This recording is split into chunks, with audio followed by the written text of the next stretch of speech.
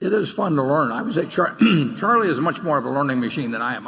I'm a specialized one, and and he does as well as I do in my specialty, and then he's got a much more general absorption rate than I have about what's going on in the world. But it's a world that gets more fascinating all the time, and a lot of fun can occur when you learn you were wrong on something. That's when you really learn that the old ideas really weren't so correct, and you have to adapt a new ones, and that of course is difficult. I don't know that I would pick out.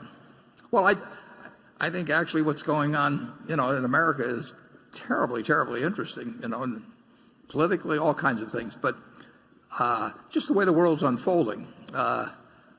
It's moving fast. I do enjoy trying, to figure out not only what's going to happen, but what's even happening now. But I don't think I've got any special insights that would be useful to you. But maybe Charlie does. Well,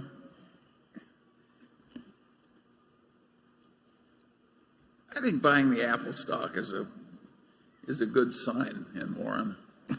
And now he did run around Omaha and ask if he could take his grandchildren's tablets away. And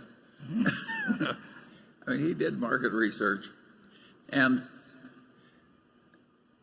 I do think we keep learning, and more important, we don't unlearn the old tricks, and that is really important. You look at the people who try and solve their problems by printing money and lying and so forth. Take Puerto Rico. Who would have guessed that a territory of the United States would be in bankruptcy? Well, I would have predicted it because they behaved like idiots.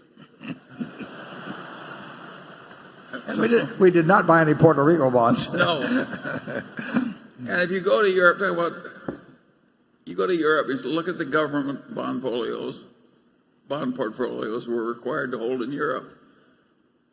There's not only no Greek bonds, they're the bonds of nobody but Germany.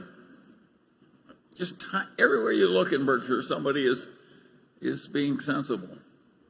And that is a great pleasure. And to combine that with being very opportunistic, so that when something comes along, like a panic,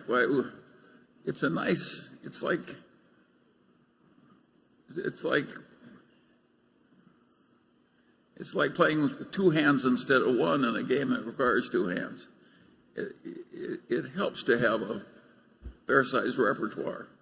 And, Warren, we've learned so damn much.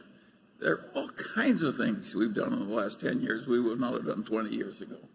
Yeah, that's true. Although, if you take, it's interesting.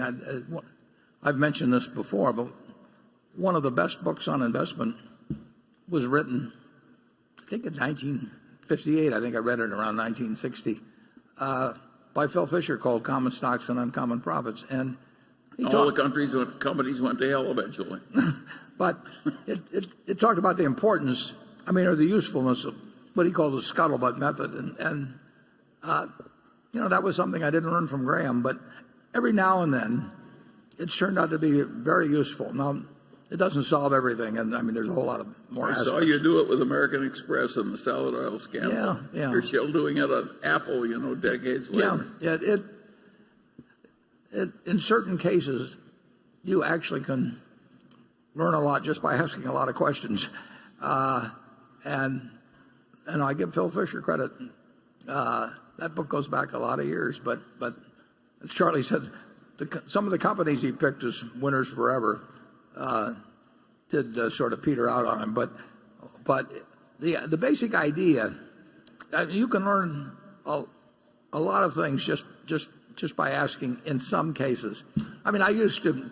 If I got interested in the coal industry, just say, to pick one out of the air, when I was much younger, more energetic, if I went and talked to the heads of 10 coal companies, and I asked each one of them way later into the conversation after they got feeling very, it felt like talking, and I would I'd just say, if you had to go away for 10 years on a desert island and you had to put all of your family's money into one of your competitors, which one would it be and why? And then I'd ask them if they had to sell short one of their competitors for 10 years with all their family money, why?